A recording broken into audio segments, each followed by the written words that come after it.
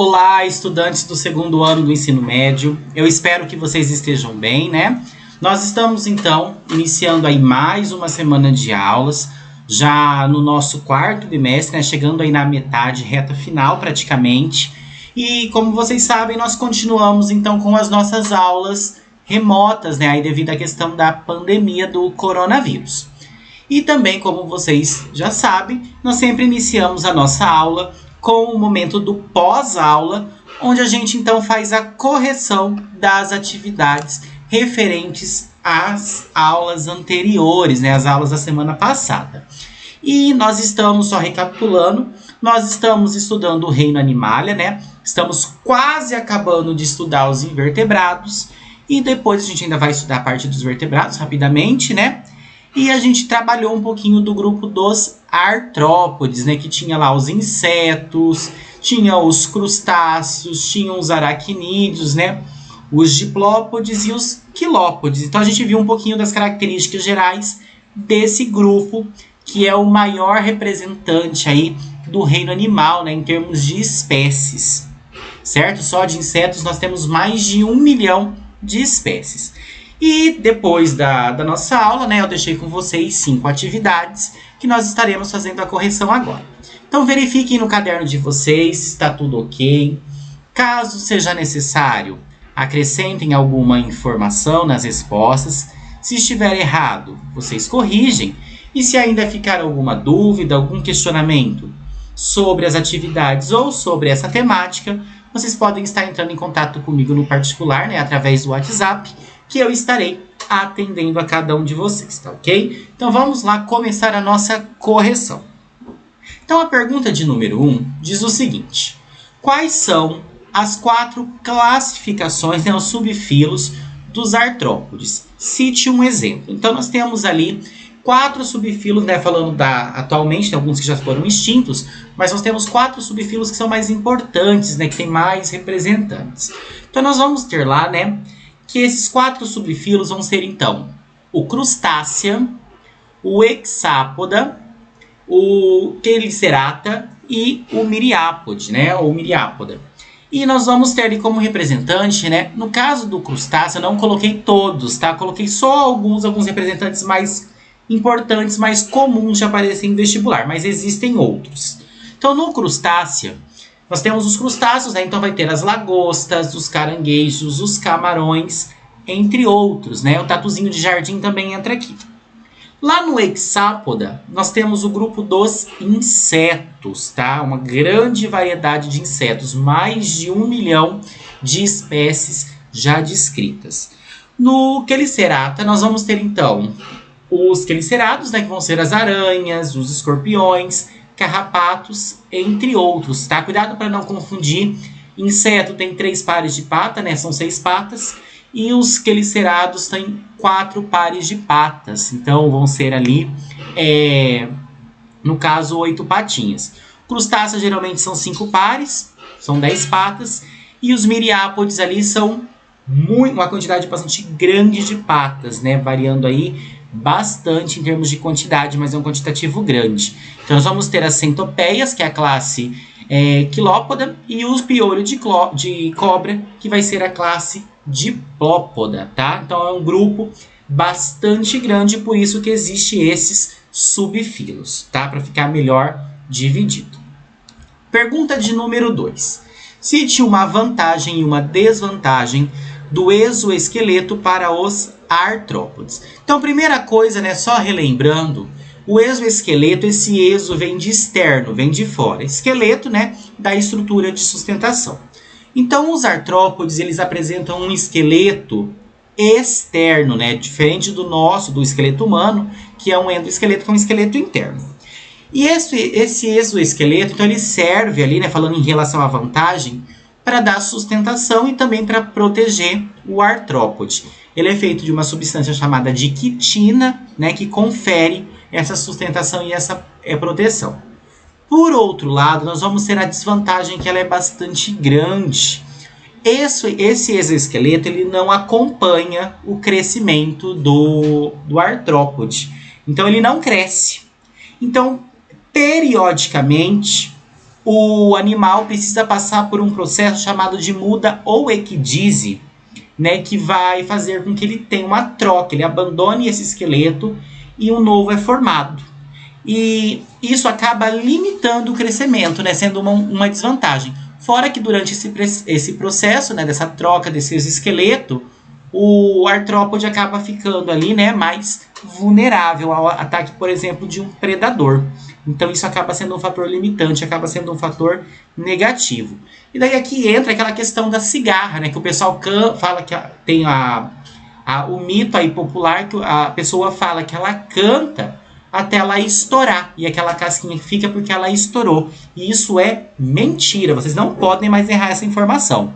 Na verdade, aquela casquinha é o exoesqueleto, né, que ela abandonou ali na árvore, justamente porque ela passou por esse processo de equidise ou esse processo de muda. Então ela trocou.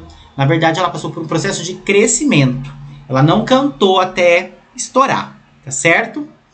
Pergunta de número 3, da FUVEST. Diz lá, metamorfose é a transformação do estágio jovem para o adulto. Alguns insetos têm metamorfose completa, chamada ali de holometábolos. Em outros, a metamorfose é incompleta, chamada de hemimetábolos. Quais insetos exemplificam o primeiro e o segundo tipo de metamorfose, respectivamente? Então, na ordem. Então, nós queremos aqui primeiro um inseto que tem a metamorfose completa. Essa metamorfose completa, pessoal, vai ser quando tem o estágio de ovo. Desse ovo eclode uma lagarta, né? Essa lagarta ela vai se alimentar, ela vai passar por um estágio de pupa, né, que é o casulo.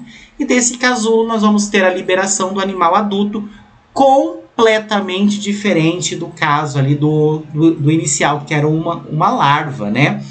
E nós temos isso muito comum com as borboletas, tá? É o exemplo mais típico desse tipo de metamorfose completa.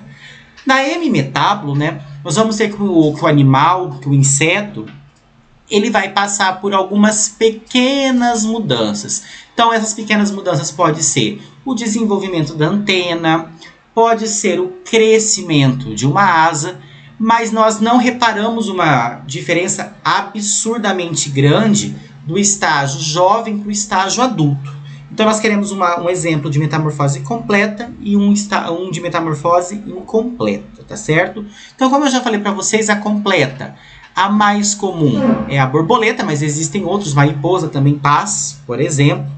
E nós temos ali do exemplo do hemimetábulo, desses aqui que foram colocados, que não tem esse estágio de larva, a libélula tem, a abelha também tem, o mosquito também e a mosca também. Logo, só acaba sobrando as baratas. Então, a barata tem essa metamorfose incompleta. Então, a completa a borboleta, a incompleta a barata. Letra B, alternativa correta, tá certo? Não sei se vocês já viram, né? Só a título de curiosidade, vocês podem procurar vídeos sobre isso no YouTube, que vocês vão encontrar. As baratas, quando elas nascem com uma coloração branquinha, eu acredito que alguns de vocês já tenham visto. E geralmente ela fica ali nas costinhas entre aspas, né? Da barata fêmea, que é a mãe. Então, ela é bem parecida com a barata adulta, mas muda a cor, a asa depois também vai acabar desenvolvendo, mas já tem um formato ali de baratinha, tá certo? Pergunta de número 4, da PUC do Rio Grande do Sul. O canal de televisão fechada National Geographic divulgou um documentário que trata de artrópodes, indicando que o grupo dos insetos era o mais desprestigiado do reino animal, por apresentar espécies que causam repugna ao homem, né, que traz algum tipo de malefício ali que o homem não gosta.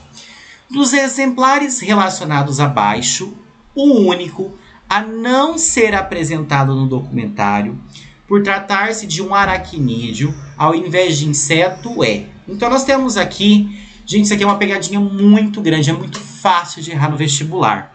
Porque aqui está perguntando qual que é o aracnídeo, mas vocês podem ver que nas opções, né, geralmente a gente associa o aracnídeo à aranha, que tá certo, que não deixa de ser um aracnídeo, mas geralmente no vestibular não aparece. Eles colocam um aracnídeo ali mais específico, né, para confundir vocês. Então nós temos aqui de exemplos o cupim, o percevejo, a pulga, o carrapato e a barata. E eles querem que assinale aqui, desses 5, qual é o aracnídeo. Lembrem que o aracnídeo, né, ele vai ter 4 pares de patas, são 8 patinhas, né, e ele não tem antena. O inseto, né, que também está tratando aqui na pergunta, tem 3 pares de pata, então são 6 patinhas, e apresenta um par de antenas, tá certo? Então nós temos que o cupim, ele é inseto, o percevejo também é inseto, a pulga também, a barata também, logo sobra só o carrapato, que é a letra D, que vai ser a alternativa correta. Se vocês olharem um carrapatinho de cachorro, por exemplo, vocês conseguem contar claramente esses 4 pares de pata. Então são 4 patas de um lado e 4 do outro, né? Formando ali 8 patas, tá certo? Então isso aqui é uma pegadinha bastante grande, cuidado para não errar. Pergunta de número 5 e última questão. Marque a alternativa que lista, respectivamente, a estrutura excretora e o tipo de respiração presente no animal representado no desenho abaixo. Então o animal aqui é uma formiga. A formiga é um inseto, então ela tem 3 pares de pata e tem um par de antenas.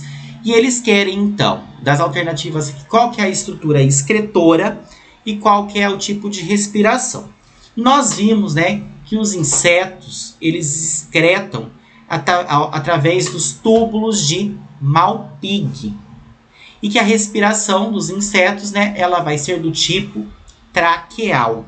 Né? Não tem um sistema ali respiratório muito completo, com muita coisa. Então, logo, a letra C é a alternativa correta. Então, o sistema é excretor túbulos de Malpighi e a respiração aí do tipo traqueal, ok? Então, eu espero que vocês tenham acertado, né, todas as atividades. Como eu havia dito, se ficar alguma dúvida, algum questionamento, vocês podem estar me mandando mensagem no particular, que eu estarei atendendo a cada um de vocês.